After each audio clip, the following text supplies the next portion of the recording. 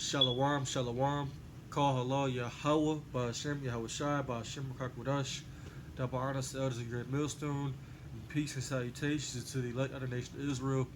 And to sprinkled bird Israelites that are scattered abroad that look like the heathen nations. To y'all say shalom. And shalom to all you brothers and all you sisters that may be out there listening and learning to these videos. And shalom to all you brothers that are out there in the highways and byways laboring in truth and sincerity to magnify the word of Yahweh, Ba'ashem Yahweh Shai. Yahweh is the true name of who the word really calls God, or the Almighty, or the Father. And Yahweh Shai is the one and only true name of who the word really calls Jesus, or Yahweh, or Ahaya, or Yahshua. Those are not the true names, man. You got to know the ancient Paleo Hebrew. You got to study. It's not the modern Assyrian Hebrew, right? I also want to say this video is for the Israelites only, the elect. You know, 2/3 of our people will be destroyed, right? The Israelites who you call today, so-called black, so-called Hispanic, so-called Native American, so-called Puerto Rican, Dominican, Jamaican, Haitian, Guatemalans, the Panamanians. Those are Israelites today, always have been and always will be. You know, the Jews, the real Jews, come from the tribe of Judah, from the 12 tribes of Israel. So those small hats, those ones that call themselves Jewish, those are the real people. Those pale people, those are the real people, right? Basically, I want to say that because I want to read the parable of Lazarus and the rich man, and because it was just on my spirit, you know, with everything going on with the Kyrie situation and Kanye situation, right? You know, and it's just thinking about our condition and our state, you know, our state, you know, being in this captivity, man, because we are still in captivity, man. You know, we are. You know, whether you Jason will believe it or not, just because you got some damn money, maybe you have a couple $100,000, maybe you got $1 million. It doesn't matter. You're still in captivity. You know. Let me get this in Baruch real quick. You know, I don't want this lesson to be too long. I gotta go to camp. You know, in a minute. This is Baruch, right? And like I said, with the Kyrie situation, the way they're doing him, that just shows you, who's in power. That shows you. Just because he got money, who gave him that money? He got money from Nike. He got money from the NBA. All them people, they all work with each other, and they're all one race. They're all Edomites. Edomites are the biblical nationality of the so-called white race, or you call Caucasians. And they're all Jewish, right? They all work together. So obviously they're at the top and we're at the damn bottom, right? They're over the other nations too. The Chinese, the Japanese, which are Moabites and Ammonites. They're over the East Indians. They're over the Africans, the Hamites. They're over every other nation, right? Those are ones calling the shots, man. You have a thing called the United Nations, right? Where all these different nations, they meet together behind closed doors, and then who's at the forefront? Who's at the center? The so-called white race. All the other nations are just sitting back, listening to them what they got to say. But they don't run. But they don't run the world, or they're not the ones that's in control or in the power seat. Yeah, get the fuck out of here. You know, excuse my language, but I'm just the spirit beyond me, man. That's hey, you know, get out of here. That's all I got to say. You know, this is Baruch chapter 2, verse 30. It says, "For I knew that they would not hear me, because it is a stiff-necked people, but in the learning their captivities, they should remember themselves." And that's what's happening. That's why you got, like I said, this whole thing. It's basically being blown out of proportion, because you know Esau, Edom, you know, the so-called white race, man, they can't handle the truth, man. You know what Kyrie did? All he did was post a link or a picture, you know, to a movie called Hebrews to Negroes, basically saying that we were the real people of the Bible, the real Jews, we're the real Israelites, and they wasn't. And he didn't speak out of his mouth or say anything about them according to what they said, because that's what they said, that he was speaking physically, saying that he hates them. He didn't say that, you know. So these devils, you see what they do, right? They make up lies, you know, to make themselves look good and to make us look bad. That proves who's in the power seat, right? And that's what also made me think of the rich man and Lazarus, because they are the rich man, right? You had them fake issues. They was at Kyrie Irving's basketball game, right? They had the Semitic, which is Shemitic. Not I don't mean to do that with the Shem, but it's Shemitic with the You know, it's not Semitic, it's Shem with SH, right? But to get some courtside seats, you know, you got to pay a couple $1,000s, man. You know, so that shows who's got money, right? And the majority of people that's in the NBA are what? Niggas. They're black. Who owns the teams? So-called white people. We're not in the same position. I hate when our people be saying that. We're not in the same position as so-called white people. Yes, you have some of them that are living next to us or they may work the same type of job as us, but race is always a factor, man. It's always race. It's in everything, you know? But, you know, I just brought out the scripture, Baruch 2:30, right? Because, you know, we're waking up. And they have a problem with that. That's why they're putting that label with him. And they're trying to, you got all of our crude ass people, you know, that are in that celebrity world or they're famous or whatever. They ain't taking enough for him. You know, they ain't taking enough for him. They getting on him just as bad as the so-called white man, if not worse. Because you supposed to be his brother. You're supposed to be his same race. But you saying, oh well, he's this, he's that. You know, you don't. A lot of you Jakes don't care about your nationality. You don't care about who you are. You don't even care to research it. Because they were saying that he was doing research, but he didn't do enough. Nigga, you doing research? None of you other celebrities, you ain't even doing research. All you do is care about that money. That's your God. That money, all that money created you. That money is the one who birthed you, huh? You know? Well, we gonna see, man. We gonna see how far money takes you. You know? When they put that MOTB in you, that CHIP, right? Let's get the book of Luke 16. I believe that's where the parable of Lazarus is. Right? You know, like I said, because it just made me think of, you know, like I said, what condition that we're in and what condition they're in. Man, we're not the people that are in power. We're not. Yes, you have some of our people that they may have money. They may be in a position to where they're comfortable. They're able to take care of their families. They're not struggling financially. But a lot of times, when they're in those positions, they do have to sell out. They do have to do things that you wouldn't think they would have to do to get to where they at. You know, and that's just the truth, right? And that's, like I said, that's why it made me think of this, because, we're not running anything, man. And you even had Kanye West. I seen a video where he was basically showing the list of companies that these so-called issues own, and they're all owned by the same like people. But they're the real people. They're the real Jews of the Bible, the real Israelites. They call themselves Israelis. They don't say Israelites, but they're not the real Jews, man. They're not. And we're gonna keep saying that, man. We don't need these celebrities to come out and say nothing, because they're not who the Lord chose, right? And Lord willing, we're chosen, which we know somebody's a party, like some man that's out there teaching out on the street corners. Some of them is a party elect, you know, not you celebrity. It was like you celebrities that are of our people that didn't so-called made it. You're not who the Lord chose. So, you know, we don't expect Kyrie Irving to not apologize or to say, you know, what he really want to say in detail. We don't expect him to do that, you know, because he's getting paid all this money. He don't want to lose it, you know. But we, on the other hand, we don't have nothing to lose, right? If we lose what we already got, it is what it is, you know. And we already know, because we read the scriptures every day. And so we're constantly feeding ourselves information. We're getting trained spiritually to go through these things that we're reading. You know, it's these scriptures are speaking. It's real, right? Like I said, I'm gonna get this in the book of Luke, chapter 16, the parable of Lazarus and the rich man, right? It starts at verse 19. It says, "There was a certain rich man which was clothed in purple and fine linen, and fared sumptuously every day," right? Which purple and fine linen represents royalty, right?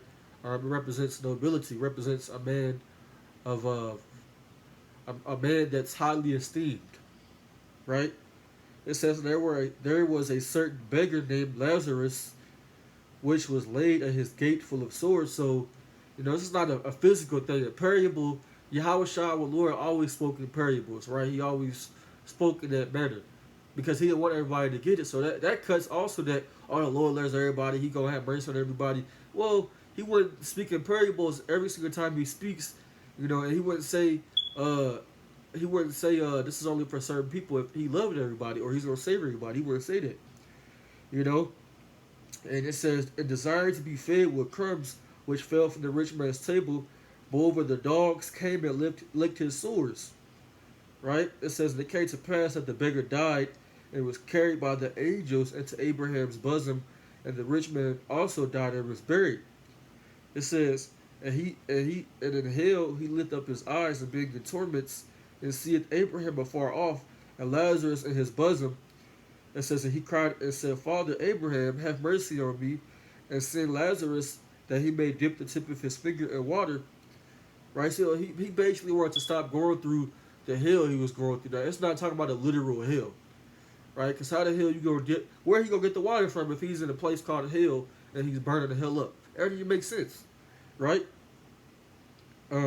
This is spiritually speaking, right? That the hell represents the torment, all the evils that he was going through, all the torments that he was catching, right? It says, but Abraham said, Son, remember, meaning think back, reflect, that thou in thy lifetime receivest thy good things, and likewise Lazarus evil things, but now he is comforted, and thou art tormented. You see? Now, like I said, I wanted to read this because this is talking about us. Lazarus represents Israel, the Israelites, you so-called blacks, so-called Hispanics, and Native Americans. And the rich man represents who? Esau, Edom, the so-called white race. That's who that represents, right? And like I said, we know you have so-called people that are poor or whatever, but you still an Edomite. You still have the upper hand. It doesn't matter if you live in a damn trailer home or you live in the hood like with a Jake. You know, you still an Edomite, right? And you just a two-time loser in your kingdom because you have an advantage either way, right? Like I said, this is talking about us versus Esau basically, and us being in the condition that we're in because it says it says Abraham's bosom because Abraham is the progenitor or father of Isaac. Isaac is the father of Jacob, who the Israelites. That's who the blessing went to, and that's who also, when you read the story of Jacob and Esau, it was prophesied that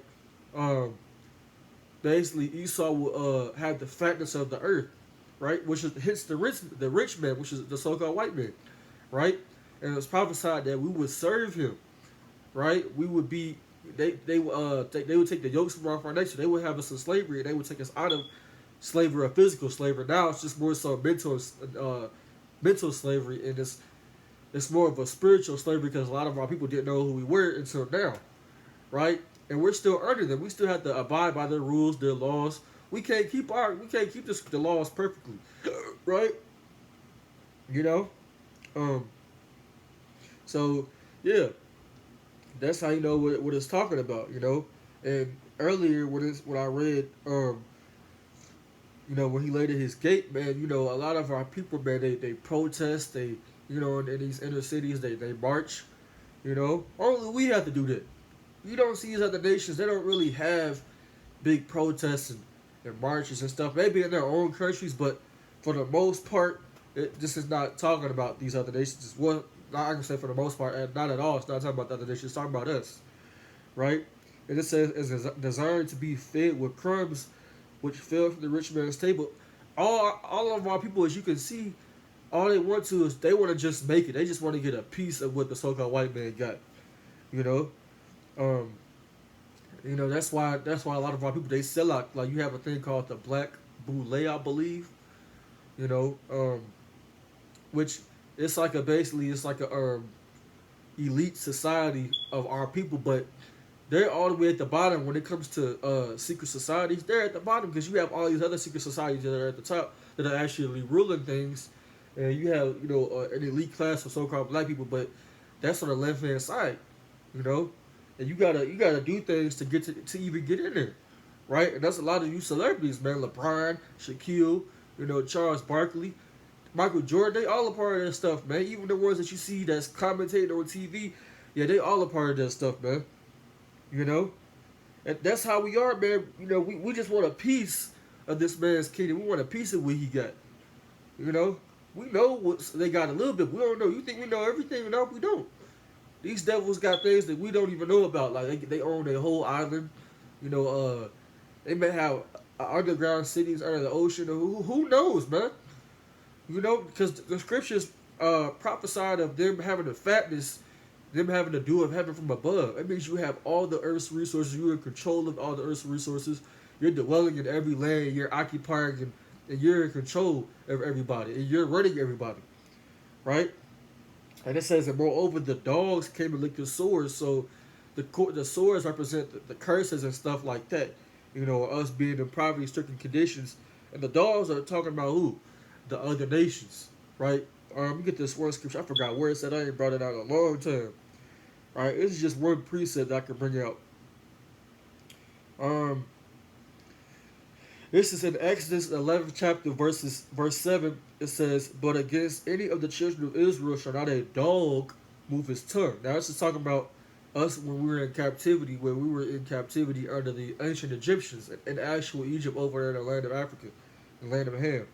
It says, "And against man or beast, that you may know that the Lord doeth put a difference between Egyptians and Israel." So we're not the same as Egyptians, right? And that's how you know that it refers to these other nations as dogs. And dogs are vile creatures. They're creatures that, you know, do nasty things, man. That's why we ain't supposed to even eat dogs, right? You know, because it's in the law. The law in Leviticus 11th chapter. And I think it's Deuteronomy. What is it? Deuteronomy the 14th chapter. Deuteronomy 11. I think. I could be wrong. You know. Yeah, it's Deuteronomy the 14th chapter, but you know, it basically goes into what we can and cannot eat, and dogs is one of them because I think we can't eat like animals that have like paws, which are like bears, you know, dogs like I already mentioned, cats. We ain't supposed to eat them type of animals. Lions, like tigers, you know, they're unclean, right? And dogs, you know, if you got a dog, you know what they do. I ain't gotta say it. Dogs are nasty creatures. They're nice creatures. They're nice animals that the Lord created, but they're nasty. You know, they're not clean, right? That's how the Lord compares these other nations to us. They're not us. They never will be us, even though they are over us right now, right? But we're gonna win at the last, man. That's why I wanted to bring this out, man. You know, with everything going on, you know, we just gotta stay strong. You know, we just gotta stay strong. That's all. You know, that's why I wanted to bring out that parable of Lazarus and the rich man, because you know, basically what happened at the end of the parable, you know, it said they both died. So that proves that you know, we ain't gonna be in this situation forever. The so-called white man, they're not gonna be in the position that they in forever. It's gonna come to an end, and it actually is ending. You know, prophecy is being fulfilled, and they actually destroyed their own kingdom. You know, what does it say? Yeah, it said he died and he lifted up his basically his kingdom fell away, you know, and when he fell away, he was in torment, right? They going into physical slavery just like we did. And what does it say? It says he said Abraham afar from Lazarus, you know, like I said, it represents us. You know, we were in control. That's why he asked Abraham, and he told him to send Lazarus, you know, to dip his finger in water. So he's basically Esau is gonna be begging for mercy in the kingdom, man. You know, and he said, "Remember that thou in thy lifetime receivest good things, and likewise Lazarus evil things." Because the so-called white man's not getting shot down in the streets unjustly because, you know, he's the color of his skin or what he looks like. You know, the so-called white man is not being evicted out of his homes. He didn't go into slavery. They never went into slavery on slave ships, right? They weren't tortured. They weren't hung, right? They didn't have their body parts chopped. They didn't have, you know, certain chemicals being put into their food aimed at them and their race to kill them off. They don't have people spraying chemtrails over their neighborhoods, you know, to kill them off specifically. That's not happening to them. You know, we receive evil things. They're not the last hire first fire. That's not happening to the so-called white man, right? They're not being denied loans and they're not being denied access of freedom of speech. That's not happening to you so-called white man, man. We experiencing those things, man. You know, that's not happening to them. You know, but the roles is ready to be reversed, right? and we're gonna be in the kingdom. But but before the kingdom comes, all hell has to break loose. There has to be a time like no other. And the elect is gonna be saved out of this, man. So, hold on, man. Yahweh Shai, he has the elect, man. Oh, I also wanted to mention that I just seen, I was driving, a couple minutes ago. I seen something on the car. It said 144. Then it had like a little, it had like a creature like on it, and it said like the Kraken, and it just made me think of the elect, man, getting that spiritual power, the Lord, because we have the Lord created a creature called Leviathan in the ocean, right? I think it speaks about Leviathan. I think in Job chapter 40. Um, yeah, man, the Lord has the elect, man. The Lord has the elect. Not all of our people are going to make it. They're going to have to come back in the kingdom, being reborn through the elect. But, the Lord has the elect, man. No matter what happens, man, just finish the race, man. Keep on going. Keep praying to Yahweh Shabbat Shah. Keep fasting, keep going out and teaching until we can't no more, man. Until they try to come after us, man. And, hey, the Lord's gonna let loose. Once they come for us, the Lord's gonna let loose. That Kraken thing, it really had me thinking, man. The Lord is gonna show out for the elect.